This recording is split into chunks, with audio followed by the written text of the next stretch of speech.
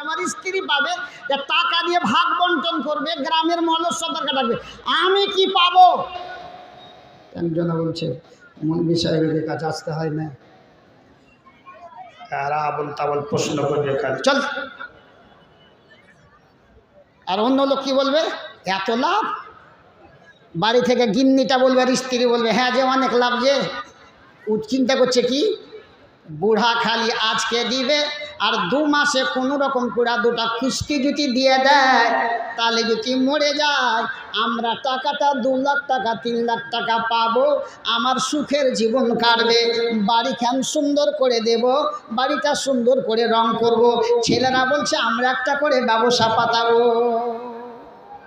আপনি মরে গেলেন, এই ব্যবসা নয়। আল্লাহ কি বলছেন, আগে ব্যবসা লাভটা শুনুন। তুনজিকুম মিন আযাবিন আলীম। যেদিন কেউ কাউরি হবে না, যেদিন বাপ ছেলের হবে না, ছেলে বাবার হবে না, মা ছেলের হবে না, ছেলে মায়ের হবে না, স্ত্রী স্বামীর হবে না, স্বামী স্ত্রীর হবে না। লা ইসআল হামিমুন হামিমাই বাশশারুনাহুম। এক বন্ধু অপর বন্ধুকে দেখতে পাবে রে ভাইজান, অথচ জিজ্ঞেস করবে না আসসালামু আলাইকুম কেমন আছেন। এমন একটা কঠিন বিভীষিকার দিন আসবে, সেই দিন এই ব্যবসাটা যদি আপনি দুনিয়াতে করে যান, তাহলে তুনজিকুম মিন আযাবিন আলীম। গুনাহ করার কারণে জাহান্নামে চলে যেতে হবে।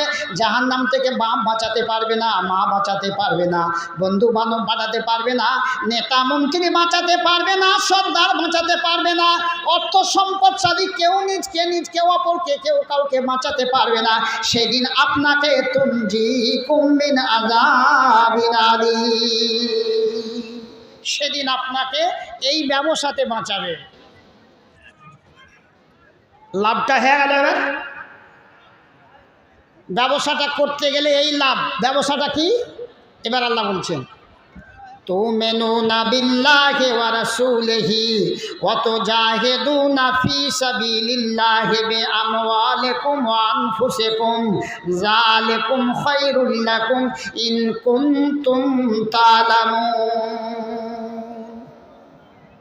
তুমিনুনা বিল্লাহি ওয়া রাসূলিহি, আল্লাহ আল্লাহ রসুলের প্রতি বিশ্বাস স্থাপন করতে মানে ইমানদার হতে হবে।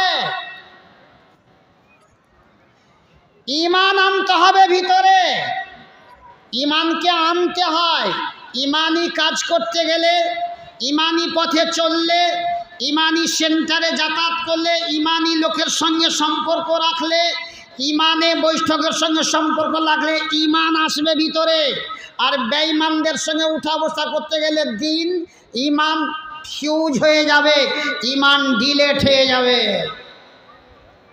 ইমানের কারখানাতে যত বসবেন তত ইমান পোক্তা হবে। ইমান পোক্তা হয়, ইমান কমজোরি হয়, ইমান মজবুত হয়। আল্লাহ পাক বলছেন যে হে ইমানদার লোকেরা, ইয়া আইয়ুহাল্লাযিনা আমানু আমিনু বিল্লাহ, হে ইমানদার লোকেরা তোমরা ইমান আনো। যদি ইমানদার হয় তাহলে ইমান আমার কি দরকার আছে? তোমার যা ইমান আছে তুমি ইমানটাকে পোক্তা করে নাও, মজবুত করে নাও। এমন ইমান তুমি মজবুত করে নাও যে ইমানে কবরে তোমার অসুবিধা হতে দেবে না, হাসরে তোমার অসুবিধা হতে দেবে না, তুমি নিজেই পার হতে পারবে, পুলসেরাতে অসুবিধা হবে না, জান্নাত যেতে তোমার কেউ আটকাতে পারবে না, তুমি সুখের জীবন স্বর্গবাসী হতে পারবে, তুমি সুখের জীবন গন্তব্যস্থানে জান্নাতবাসী হয়ে যেতে পারবে। এই জগতে করতে হবে, মরার পর হবে না। যৌবন অবস্থায় বেশি ভালো হবে, যুবক অবস্থায় বেশি মজবুত। যুবক অবস্থায় সব জিনিসই মজবুতি হয়। তো আল্লাহ পাক বলছেন তুমিনুনা বিল্লাহি ওয়া রাসূলিহি, আল্লাহ আল্লাহ রসুলের প্রতি ঈমান আনতে হবে। ওয়া তুজাহিদুনা ফি সাবিলিল্লাহ, আল্লাহর রাস্তাতে জিহাদ করতে হবে। সূরা তওবা থেকে আয়াত পাঠ করেছিলেন, ইন্নাল্লাহ আশতারা মিনাল মুমিনিনা আনফুসাহুম ওয়া আমওয়ালাহুম বিআন্না লাহুমুল জান্নাহ ইয়াকাতিলুনা ফী সাবিলিল্লাহি ফায়াকতুলুনা ওয়া ইউক্তালুন। ওখানে লড়াই করতে হবে, আল্লাহ বলছেন লড়াই। অস্ত্র শস্ত্র নিয়ে আল্লাহ নবীজিকে কী ছিল? তীর ছিল, বল্লম ছিল, কামান ছিল, নিয়ে যুদ্ধ করতে চায়। এখন কত রকমের যন্ত্রপাতি, কোটি কোটি টাকা দামের যন্ত্রপাতি দেখে না যুদ্ধ চলছে। আকসা মসজিদ গেলে যুদ্ধ চলছে, সেই যুগে ছিল, এই যুগে এইগুলো চলছে। তো ওখানে লড়াই করতে হবে। এখানে অত জাহেদুনা ফি সাবিলিল্লাহ, জাহাদুন শব্দের মানে হচ্ছে অস্ত্র শস্ত্র, হতে পারে নাও হতে পারে। এই যে মাদ্রাসা কর্তৃপক্ষ, ওলামায়ে দ্বীন, এলাকাবাসী পরিশ্রম করে জালসার ব্যবস্থা করেছেন, 1 মাস থেকে হাড় ভাঙা পরিশ্রম করছেন, প্যান্ডেল করেছেন। এত পরিশ্রম, এত জাদ্দোজেহাদ কেন? মাদ্রাসা চালাতে হবে। সেই নবীর যুগে যুদ্ধ করেছে ইসলামকে রক্ষা করার জন্য। আজকে আপনাদেরকে মাদ্রাসা চালাতে হবে ইসলামকে দণ্ডমান রাখার জন্য, ইসলামকে সজীব রাখার জন্য। প্রয়োজন আসলে লড়াই করতে হবে, ভিন্ন কথা। কিন্তু মাদ্রাসা 365 দিন চলছে। এর জন্য আপনাকে জাদ্দোজেহাদ, পরিশ্রম, হাড় ভাঙা পরিশ্রম করতে হবে। যেখানে যে পরিশ্রমের দরকার সেখানে সেই পরিশ্রম আপনাকে দিতে হবে। এমন একটা ব্যক্তিকে গিয়ে ধরতে হবে যেখানে একটা সাধারণ শিক্ষক কিংবা একটা সাধারণ কমিটির মান গেলে হবে না। কে যাবে? হেডমাওয়ালা সাহেবকে যেতে হবে, সেক্রেটারি সভাপতি সাহেবকে যেতে হবে। এরকম বিশিষ্ট এলাকার লোক আছে, ওইখানে ওই লোককে ভিড়িয়ে সে তার কাছ থেকে মাদ্রাসার জন্য নিতে হবে। এটা হচ্ছে জেহাদ। বাড়ি ঘর ছেড়ে, আরাম বিশ্রামকে উপেক্ষা করে, আরামের বিছানাকে উপেক্ষা করে এসেছেন। যতক্ষণ জালসা চলবে আমরা থাকব, এবং পকেটে পয়সা নিয়ে এসেছেন।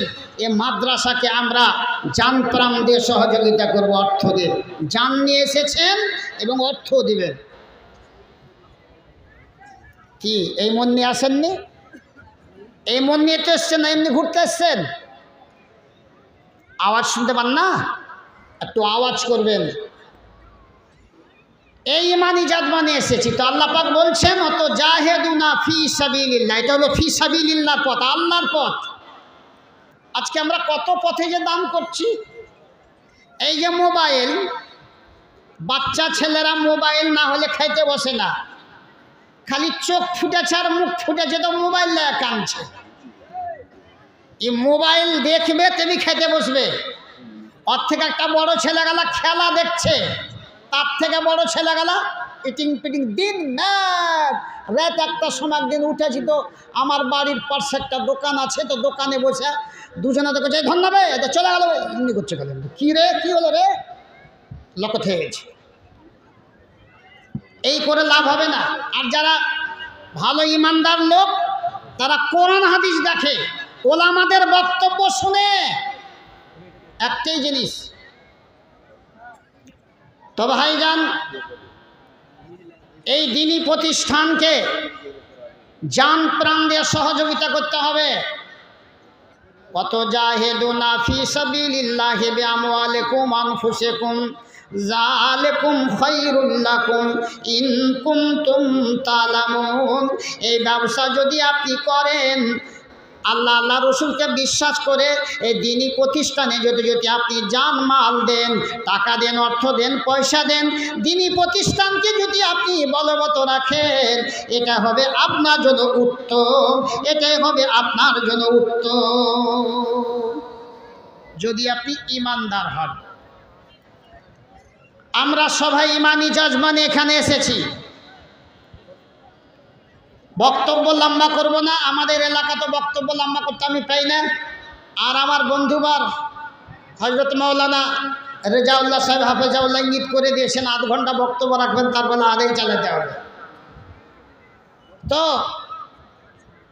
আপনাদের কাছে আমার পরে আরও 2জন অভিজ্ঞ বক্তা আলেম আছেন, বিশিষ্ট তেনারা এসেছেন আমাদের, ওনাদের বাড়ি মুর্শিদাবাদ এবং বীরভূম থেকে।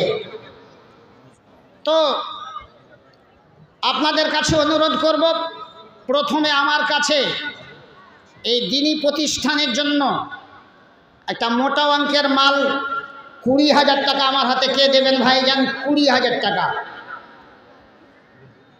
ফি সাবিলিল্লাহর পথে ইমানি জজবা নিয়ে আজকে আমাদেরকে ইসলামকে বাস্তবায়ন রাখতে গেলে, টিকিয়ে রাখতে গেলে মাদ্রাসাকে টিকিয়ে রাখতে হবে।